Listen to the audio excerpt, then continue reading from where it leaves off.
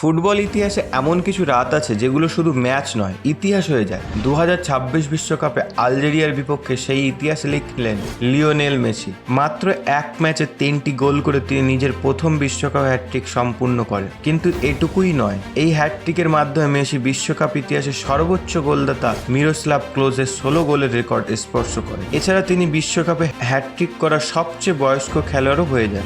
আরও অবাক করা তথ্য হলো, এটি ছিল মেসির 200তম আর্জেন্টিক ম্যাচ এবং তিনি ফুটবল ইতিহাসের প্রথম খেলোয়াড় হিসেবে 6টি বিশ্বকাপে অংশ নেওয়ার রেকর্ড গড়েছে। ঠিক 20 বছর আগে যে দিনে তিনি প্রথম বিশ্বকাপ গোল করেছিলেন, ঠিক সেই দিনেই করলেন নিজের প্রথম বিশ্বকাপ হ্যাটট্রিক। 38 বছর বয়সে এমন পারফরমেন্স দেখে অনেকেই বলছেন ফুটবলের সবচেয়ে বড় মঞ্চে মেসি এখনও আগের মতোই জাদুকর। তার এই হ্যাটট্রিক শুধু আর্জেন্টিনাকে জয়ই দেয়নি, নতুন করে শুরু করেছে গোট বিতর্ক।